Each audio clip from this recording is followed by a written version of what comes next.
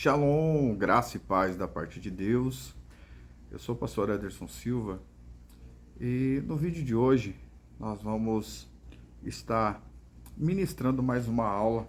Essa aula hoje é voltada ao capítulo 4 do livro de Gênesis.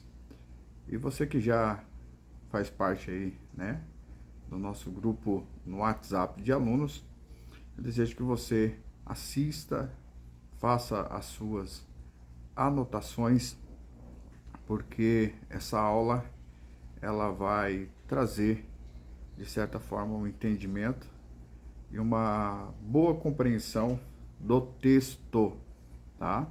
Não só do texto original, mas também uma boa interpretação, uma boa exegese bíblica do capítulo 4 do livro do Gênesis. Lembrando que nas aulas passadas, para quem assistiu, nós falamos do capítulo 1, do capítulo 2 e também falamos a respeito do capítulo 3 do livro do Gênesis, né, Bereshit, e hoje nós vamos falar do capítulo 4. Boa aulas a todos, né? Boa aula aí, e que você possa depois mandar aí seu feedback para nós, o que você entendeu da aula, o que você compreendeu no nosso grupo do WhatsApp.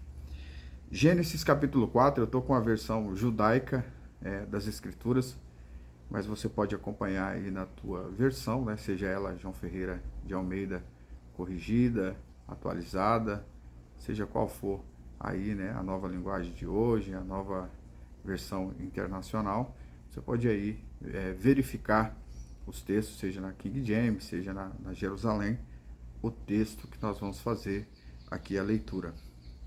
Eu vou ler aqui Gênesis 4 até o versículo de número 8, e depois nós vamos fazer a exegese desse texto, trazer aí a explicação, a interpretação dentro de uma exegese fiel ao texto, uma boa hermenêutica, né, para que possamos ter aí uma boa interpretação, e você vai aí acompanhando a aula e também, de certa forma, fazendo as suas anotações. Lembrando que essa aula é gravada, eu decidi gravar porque na semana passada nós não tivemos aula, devido a alguns motivos aí especiais, e hoje nós vamos estar explanando o capítulo 4 do livro do Gênesis, aqui uma parte desse capítulo. Boa shiur para todos, boa aula para todos, e vamos agora dar início. Capítulo 4 do livro do Gênesis, versículo 1, diz assim: O homem se relacionou sexualmente com Havá, com Eva, sua mulher. Ela engravidou e deu à luz a Caim, que significa aquisição, e disse: Adquiri um homem da parte de Adonai, do Senhor. Ela deu à luz também a Ravel, que é Abel, irmão desse. Abel cuidava de ovelhas, ao passo que Caim trabalhava o solo. Com o passar do tempo, Caim trouxe uma oferta a Adonai com os frutos ou produtos do solo.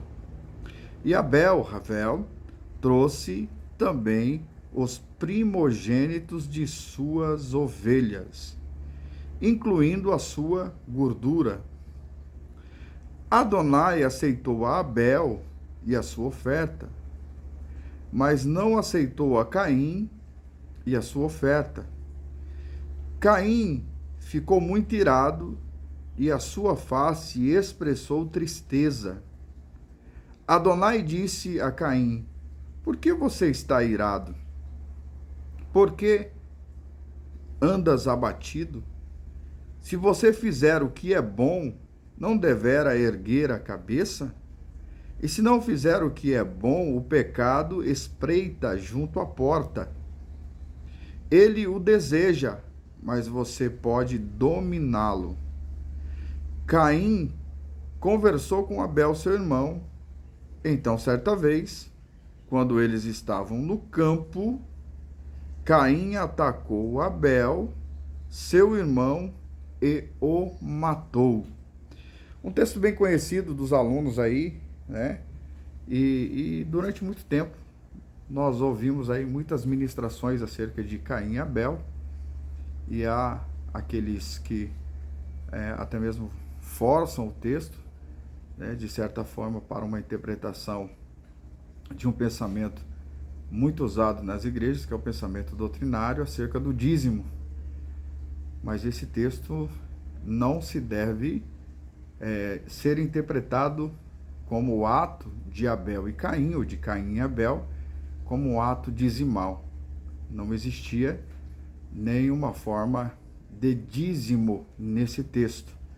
Então, falar que a oferta de Abel ou a oferta de Caim eram dízimos oferecidos por eles, isso se torna uma discrepância teológica, tá? Isso é ferir o texto, ferir toda a interpretação do mesmo, isso é, seja exegese bíblica, seja hermenêutica, você estará ferindo o texto se interpretar que essa oferta era um dízimo. Não eram dízimos. Veja bem, tudo isso sucedeu após a queda de Adão e Eva, que nós encerramos na aula passada, falando sobre a martiologia, quando o homem peca, quando o homem cai em transgressão e desobediência, e o Eterno ali tem que fazer um sacrifício e matar um animal, tirar-lhe a pele e fazer ali vestimenta para cobrir a nudez de Adão e Eva, para cobrir a sua vergonha. Há um fato interessante nesse texto, porque tudo isso sucedeu fora do Éden, tá? Do Gan Éden ali, do jardim, né? E tudo isso aconteceu exatamente depois da queda. Depois da queda, Adão e Eva se conheceram, tiveram ali relação sexual, e o capítulo 4 faz menção que o fruto desse relacionamento íntimo de Adão com Eva resultou na gravidez do seu filho primogênito, que se deu ali fora do jardim. Tá? Lembrando que eu já falei em uma das aulas que o Midrash narra, e alguns livros mais históricos, antigos, judaicos, eles falam que Adão e Eva tiveram cerca de 70 filhos, e muitos desses filhos nasceram ali no Gan Éden, né? no Jardim do Éden. E é importante a gente entender, embora muitas pessoas não concordam que Adão e Eva tiveram filhos dentro do jardim, mas é uma possibilidade, uma probabilidade dentro dessa interpretação desses livros. Por quê? Porque depois da morte de Abel, Caim em seguida, o texto faz menção que ele vai para uma região e ele se casa com uma mulher. Então, se Adão e Eva não tiveram filhos no Éden, como que nós vamos entender esse texto dentro das Escrituras? Então, há essa margem para a interpretação. Mas não é isso que nós vamos falar hoje. A ideia é se reter aqui ao texto, né? Se deter, melhor dizendo. Reter não. Melhor é se deter ao texto. Então, nós precisamos entender que o resultado desse relacionamento entre Adão e Eva resultou na gravidez de Caim. E depois de Caim nasceu também Abel. A intenção aqui do escritor é enfatizar, né, que depois de algum tempo, tanto Caim, que se tornou um trabalhador do solo, um lavrador, né, da terra, e Abel, que havia se tornado possivelmente um pastor de ovelhas, porque ele cuidava do rebanho, um pastor, a cabo de dias, isso é, ao decorrer dos anos, com o passar do tempo, tanto Caim quanto Abel foram diante do Senhor para entregar uma oferta ao Senhor. É interessante, a primeira coisa que eu quero que você que vai assistir essa aula anote é que a atitude de dar ao Eterno uma oferta não partiu de Abel. Mesmo a Bíblia chamando Abel de justo, né? Chamando Abel de um homem que agradava a Deus, mas a atitude de entregar uma oferta, de levar uma oferta, de invocar o Senhor através dessa oferta, ela não parte em primeiro lugar de Abel, ela parte em primeiro lugar de Caim. E o que significa isso, pastor Ederson? Isso significa que, muitas das vezes, a atitude humana pode ser boa. O homem pode ter boas atitudes diante do Eterno. Todo ser humano em si, quando eu falo do homem e falo da mulher, pode carregar consigo esse princípio de querer, de alguma forma, oferecer algo ao Eterno. Então nós podemos ver que Caim tinha esse desejo. Eu vou oferecer a Deus o fruto do solo, os produtos do solo, da terra. Mas o que nós precisamos entender dentro dessa passagem, em primeiro lugar, é que Deus não olha em primeiro lugar para as nossas atitudes, né? Deus olha primeiro para o nosso interior, isso é, para o nosso coração. Resumindo, para você entender de uma forma mais clara, ainda que a intenção de Caim fosse boa, as suas obras eram más. Quer dizer, Deus não olhou em primeiro lugar para a intenção da oferta, isso é, para a oferta oferecida em si. Embora a atitude fosse nobre, mas Deus estava olhando em primeiro lugar para Caim e não para a sua oferta. Nós vamos perceber isso no texto, que Deus não está reprovando o que Caim está oferecendo, Deus está reprovando o próprio Caim. Então, isso se pode interpretar dentro de uma liturgia, por exemplo, de culto, que existem pessoas que estão louvando. E aquele louvor é uma bênção, porque ele está sendo apresentado para Deus. Mas isto não significa que, porque alguém está louvando a Deus, é que está recebendo de Deus ou do Eterno a aprovação daquilo que ele está oferecendo. Deus não nos aprova pela oferta, isso é, Deus não nos aprova por aquilo que nós damos a Ele ou por aquilo que oferecemos a Ele, mas por aquilo que somos. Então é importante você entender isso. Você não é aprovado porque você faz alguma coisa para Deus. Você é aprovado, entendeu? Se você realmente chamar a atenção de Deus dentro das suas atitudes, dos seus princípios, dos seus valores, do seu caráter. Então, muitas pessoas hoje são iludidas com essas questões. Por exemplo, pessoas que acham que porque estão pregando, porque estão louvando, porque estão indo para o monte, estão orando, porque estão fazendo várias atividades, né, principalmente dentro da igreja, que é chamada de obra de Deus, né? Alguém que diz assim, eu estou fazendo a obra de Deus, isso é um conceito errado, embora nós entendemos o que a pessoa quer dizer, mas ninguém faz a obra de Deus. A obra de Deus é feita pelo próprio Deus, né? O que nós realizamos são serviços em prol, entendeu? De Deus. Como servos, nós nos doamos a realizar obras, não obras que Deus faz, mas que Deus faz através de nós, porque não somos nós que fazemos, né? A cura, tudo aquilo que sucede dentro de um ministério, seja ele missionário, seja ele pastoral, seja ele ministerial, em qualquer função que você exerça, tudo isso não é você que faz, é Deus que faz por intermédio de você, né? Por exemplo, eu não curo ninguém, mas Deus cura através de mim. Eu não posso libertar ninguém do vício, mas Deus liberta através de mim. Então, a glória, a honra é de Deus. Então, Caim, ele oferece uma oferta porque há uma atitude, há um desejo, há uma vontade, há uma intenção boa no coração de Caim. Só que nós precisamos entender que Deus não se move pelas nossas intenções. A minha intenção pode ser boa, mas se não tiver de conformidade com as Escrituras, não tiver dentro da vontade de Deus, não tiver exatamente cumprindo com o requisito que o Eterno assim determinou, nós não receberemos aprovação naquilo que fazemos. Você pode, por exemplo, orar 12 horas de joelho. Deus vai ouvir a tua oração? Vai.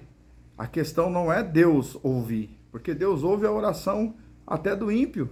Mas a questão maior não é Deus ouvir, é Deus responder, né? E muitas das vezes as nossas orações são ouvidas, mas não são respondidas, porque a nossa intenção de orar é boa, mas nós não temos uma vida aprovada diante do Eterno. E a gente vai perceber isso, porque o texto enfatiza que quando Caim leva a sua oferta diante do Senhor, a Bíblia diz que Deus olhou primeiro para Caim, está no texto, e depois para a sua oferta. Deus, em primeiro lugar, não estava interessado na oferta de Caim. Deus estava interessado em Caim. Deus não estava interessado na oferta de Abel. Deus estava interessado em Abel.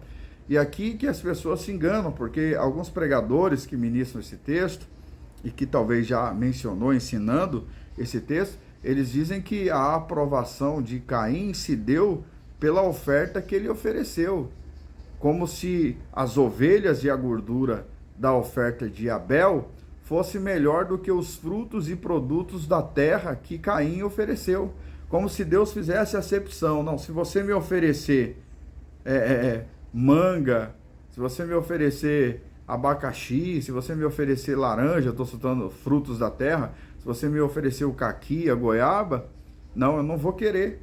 Eu quero somente as ovelhas, a primogenitura das ovelhas, a gordura das ovelhas. Como se Deus fizesse acepção.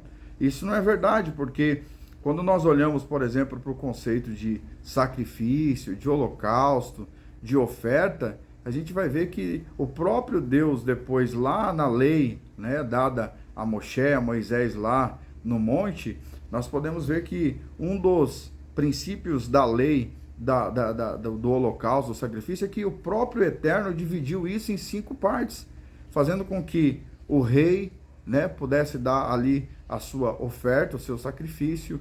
Depois o príncipe tinha um sacrifício diferente do rei.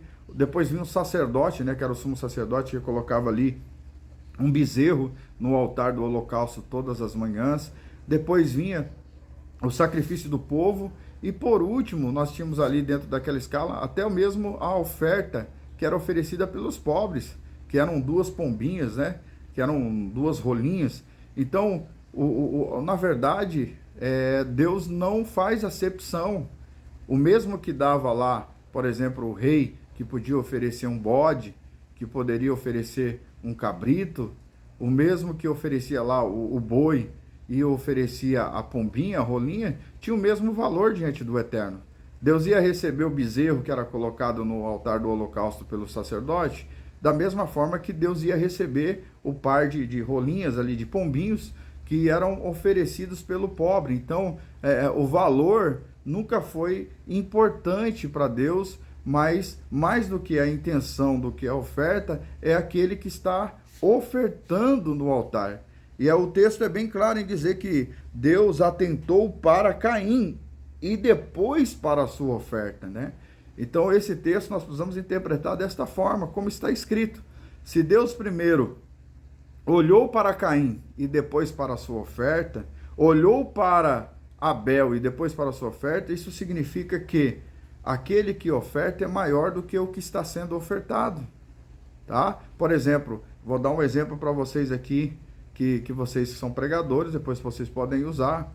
Gênesis capítulo de número 22, quando Isaac foi oferecido pelo nosso pai Abraham Avino, né? Nosso pai Abraão, quando ele foi levado ali no Monte Moriá, Deus tinha pedido a Abraão Isaac. Deus disse, olha, pega o teu filho, aquele a quem tu amas, o teu único filho, visto que não era o único filho de Abraão. Abraão também já era pai de Ismael. Mas por que Deus fala, pega o teu filho a quem tu amas, né? Ou o teu único filho a quem tu amas? Porque Deus sondou o coração de Abraão e viu que Abraão amava mais Isaac do que Ismael.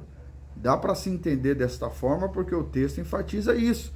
Pega o teu único filho a quem tu amas e vai ao Monte Moriá e oferece ali em holocausto. Só que quando Deus pediu Isaac a Abraão, Deus não queria Isaac. Deus queria Abraão, tanto que foi um teste. Deus já havia provido o cordeiro, Deus não queria o holocausto de Isaac, até porque Deus não aceitava sacrifícios humanos, né? Segundo a Torá, segundo as Escrituras. Então Deus coloca à prova ali o amor de Abraão, né? Se Abraão estava disposto a amar a Deus acima de todas as coisas. Então, mais importante do que Isaac, no sentido de oferta, era Abraão. É por isso que, quando Deus pede uma oferta para alguém, Deus não quer o dinheiro de alguém. Né? Quando Deus fala em oferta, não é que Deus precise do nosso dinheiro. É que Deus quer, em primeiro lugar, o teu coração. Deus quer saber aonde está o teu coração. E isso está implícito, né? Inserido no Evangelho de Yeshua, no próprio Evangelho de Cristo, quando o próprio Jesus disse que nós deveríamos buscar em primeiro lugar o reino dos céus e a sua justiça. E o próprio Jesus disse: não ajunteis tesouro na terra, aonde a traça corrói, o ladrão rouba, mas ajuntai-vos tesouro no céu. E o próprio Jesus disse: porque aonde estiver o vosso tesouro, aí estará o vosso coração. Então nós precisamos entender que Deus olha primeiro para Caim e não para a sua oferta. Deus olha primeiro para Abel e não para a sua oferta. Então, nesse contexto aqui, inserido nessa aula, nós precisamos entender: Deus não é movido por boas intenções. Deus não se move por boas intenções. Às vezes alguém está cheio de boas intenções, mas os princípios, a palavra, né, tem que estar inserida nesse desejo. Isso é, não adianta eu ter boa intenção se eu não andar em conformidade com a palavra do Eterno. Se eu não alcançar esta aprovação diante de Deus, nada do que eu ofereça a Ele será aceito. Não adianta. Né? Por exemplo, eu não vou entrar aqui em detalhes, porque nós vamos ter aula mais para frente sobre a questão das leis, das 613 leis, mas, por exemplo, dentro do contexto de oferta, de dízimo, por exemplo, lá do Antigo Testamento, Deus não aceitava, por exemplo, o dízimo do idólatra. Deus não aceitava o dízimo e a oferta da prostituta. Deus não aceitava a oferta e o dízimo do adúltero. Deus não aceitava a oferta, o dízimo de quem estava com raiz de amargura e tinha um mal intentado contra o seu irmão. O próprio Jesus disse isso. Se alguém quer ofertar alguma coisa, primeiro vai lá, tendo alguma coisa contra o teu irmão, se conserta com ele e depois vem e oferta. E hoje os pastores, né? Vou falar dos pastores, não vou falar de padre, porque nós somos evangélicos protestantes, né? Vamos assim, né? Esse termo mais conhecido pelos irmãos, nós somos cristãos. Então, isso está inserido dentro da igreja hoje. Hoje os pastores aceitam dízimo de prostituta, hoje os pastores aceitam dízimo de adúlteros, hoje os pastores aceitam dízimos de quem é idolatra, que são idólatras, né? São aí, hoje os pastores, os líderes aceitam dízimo e oferta de quem não quer mais olhar para a cara de um parente, não quer olhar para a cara de ninguém, que carrega raiz de amargura, ódio, ira, como no caso de Caim, que vai suceder quando ele é reprovado diante do Eterno. Ele é reprovado pelas suas ações, pelas suas atitudes, pelo seu coração, e ao invés de reconhecer que havia uma necessidade de mudança no seu interior, no seu coração, ele deposita a ira dele sobre o seu irmão, como se Abel fosse o culpado por Deus não aceitar a sua oferta, como se a culpa fosse de Abel. Deus não aceitou as minhas boas intenções por causa de Abel, sendo que Deus não estava olhando em primeiro lugar para a oferta de Caim, mas para ele, para dentro do seu coração, para dentro da sua mente, para dentro da sua alma. Então nós precisamos entender isso, tá? O Eterno, ele não nos aprova por aquilo que nós damos a ele. Não existe barganha com Deus. Eu pequei, então eu vou dar para Deus agora, principalmente agora no tempo da graça, né? Eu vou dar para Deus lá um cordeirinho para ver se alivia, né, a minha culpa diante do Eterno. Não, o que retira essa culpa é o arrependimento, né? É a mudança, é a transformação, é a atitude de mudança que nós tomamos. O próprio João Batista disse isso em Mateus capítulo 3, que nós deveríamos produzir frutos, olha só, frutos de verdadeiro arrependimento. João Batista disse isso para os fariseus, para os religiosos. Vocês têm que produzir frutos de verdadeiro arrependimento, porque os frutos que Caim ofereceu foram reprovados, porque não tinham dentro desses frutos o arrependimento, não tinha, né? ele não está fazendo para glorificar a Deus, ele está fazendo para glorificar a si mesmo. Então Deus conhece o nosso coração. Será que o que você está fazendo está glorificando a Deus? Ou será que o que você está fazendo para Deus é para glorificar a você mesmo? Porque tem muita gente que faz para Deus, mas recebendo glória para si. Eu vou fazer isso porque eu quero ser visto pelos homens. Os fariseus tinham essa religiosidade dentro de si. O próprio Jesus disse, eles oravam nas praças em voz alta para serem vistos pelos homens. Não tem problema nenhum você orar na praça pelos mendigos, pelos drogados, mas se a intenção de orar nas praças, de pregar nas praças, eu estou dando um exemplo aqui, for ser visto pelos homens, Deus não vai aprovar, como não aprovou a oferta de Caim. Então, esse era o grande problema dos religiosos na época de Yeshua, na época de Jesus. Porque tudo que eles faziam, eles diziam, estamos fazendo para Deus, estamos fazendo para o reino, estou ofertando para o reino, estou dizimando para o reino, estou pregando para o reino, estou ensinando para o reino. Mas eles esperavam receber glória, dos homens, eles esperavam ser vistos pelos homens, eles esperavam a recompensa terrena. Então, Deus não aprova esse tipo de atitude, ainda que a intenção seja boa, ainda que aquilo que você esteja fazendo seja bom, mas Deus não vai te aprovar por aquilo que você está fazendo se você não está sendo aprovado em primeiro lugar, entendeu? Então, nós precisamos entender essa questão. E aí o texto diz que Abel também foi e apresentou ao Eterno, está no texto aqui, uma oferta. E Deus atentou para Abel e para a sua oferta. Da mesma forma que Deus olhou em primeiro lugar para Caim, agora Deus está olhando para Abel. Da mesma forma, Deus não olhou em primeiro lugar para as ovelhas de Abel. Deus não olhou para a gordura das ovelhas de Abel. Deus olhou para Abel. E se agradou, diz o texto, de Abel e de sua oferta, porém, de Caim não se agradou. O texto original diz, e nem de sua oferta. Porque se Deus não se agradar de quem está ofertando, a oferta não será importante. Ainda que você dê muito, se Deus não se agradar de você, o muito que você deu será em vão. Ainda que você ofereça pouco, mas se Deus se agradar de você, o pouco que você ofereceu será aceito pelo Eterno. Porque antes de Deus aceitar o que você oferece, Deus tem que aceitar, em primeiro lugar, você que está oferecendo. E aí a Bíblia diz que Caim ficou irado. Irado.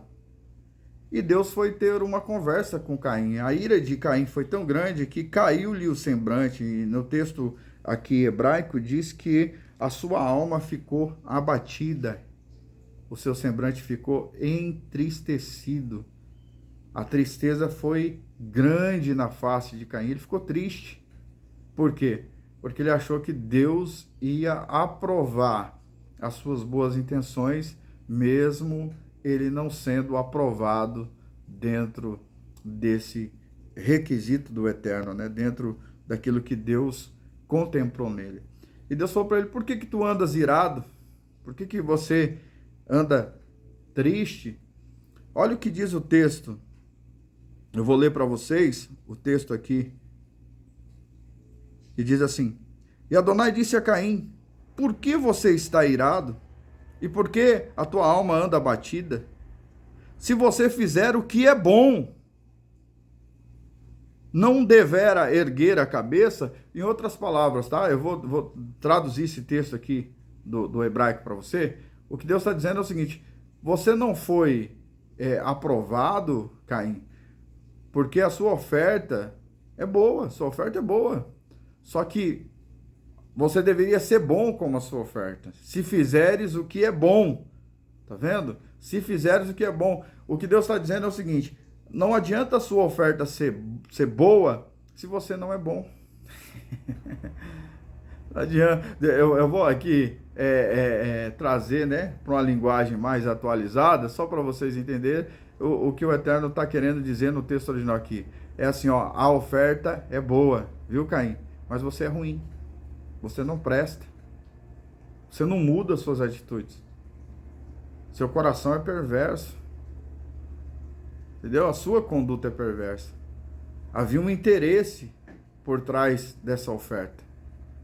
Você fez, você até tinha uma boa intenção, mas a tua intenção era glorificar a si mesmo. Mas se fizeres o que é bom, devera erguer a cabeça. Quer dizer, se você fizer o que é bom, você vai andar de cabeça erguida. É o texto original aqui. Se você fizer o que é bom, não haverá motivo para você andar de cabeça baixa.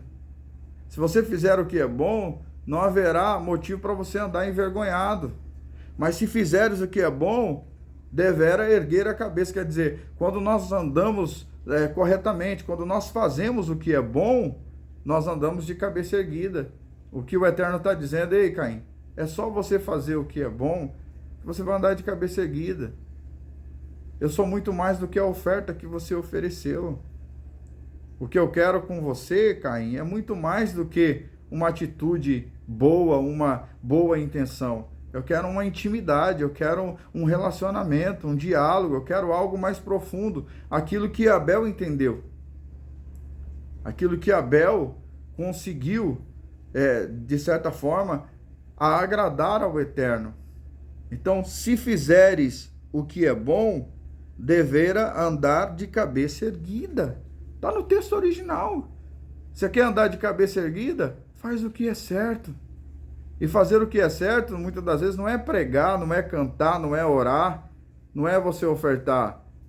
É você realmente ter uma intimidade sincera com Deus, uma mudança de vida, uma transformação de vida, porque tem gente fazendo o que é bom, mas as suas intenções boas não são aprovadas porque a sua conduta moral, a sua conduta espiritual, a sua atitude na intimidade, no relacionamento direto com o Eterno não é aprovada por Ele. Entendeu? E a pessoa vai se iludindo porque ela vive uma vida distante de Deus, mas ela acha que está perto de Deus por aquilo que ela oferece. Ela acredita que está perto do Eterno porque ela está oferecendo algo que é bom. Então Deus disse: olha, se fizeres o que é bom, Caim, dever andar de cabeça erguida.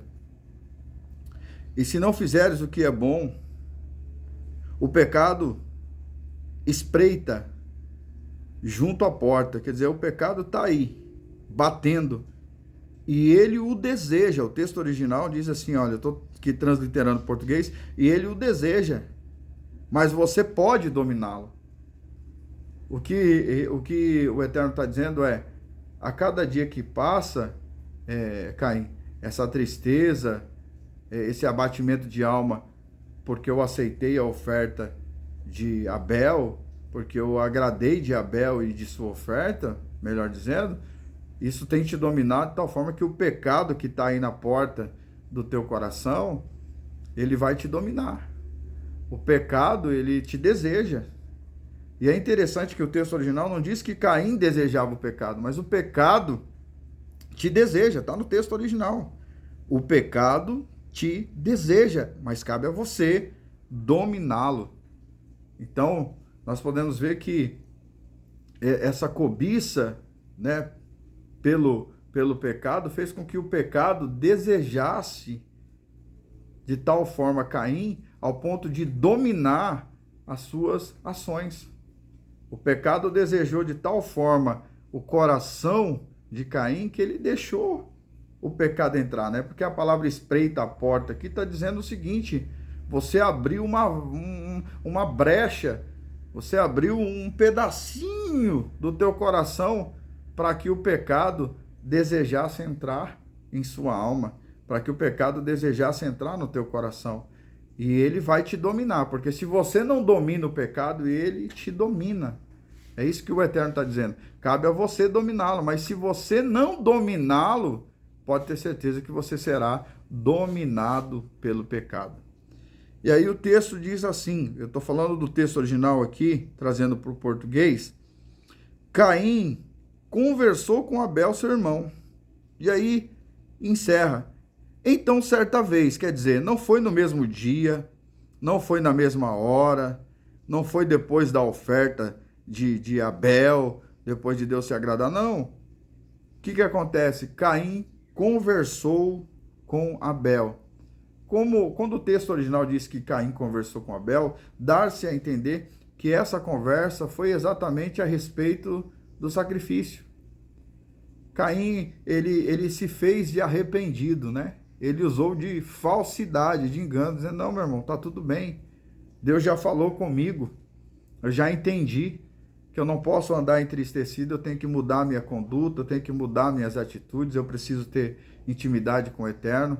Não é o que eu ofereço, sou eu, e se ele se agradar de mim. É esse tipo de diálogo que Abel e Caim tiveram após o sacrifício. Só que o que Caim fez? Esperou passar a cabo de dias, ou certa vez, a expressão certa vez aqui no texto hebraico, dá-se a entender que Caim esperou Abel esquecer que ele estava triste por causa do acontecimento que se deu, da aprovação do Eterno para com Abel e para com a sua oferta. Caim deixou Abel esquecer. Quando Abel esqueceu e não trazia mais à memória aquele acontecimento, foi aí que Caim, de certa forma, veio contra o seu irmão Abel, e o texto diz assim, certa vez, quando eles estavam no campo, Caim atacou Abel, seu irmão, e o matou.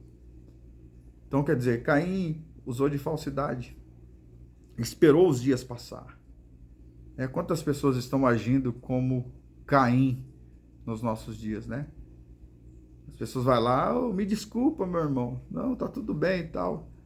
Passa-se os dias, vem, né? Vem a facada, como diz aí, vem a punhalada, né? Espera a pessoa esquecer, e quando alguém pensa que está tudo bem, na verdade não está. E o texto diz que Caim levou Abel para onde? Para o campo, né? É o lugar que Caim tem matado Abel, né? Nos dias de hoje. Vamos trazer isso dentro de uma interpretação sem ferir o texto. Quantos Abel estão levando, melhor dizendo, quantos Caim estão levando Abel para o campo para matá-lo? Tem um monte de Caim aí, dizendo, não, tá tudo bem, Deus é contigo, vamos para o campo. Aí quando chega no campo, ataca, né?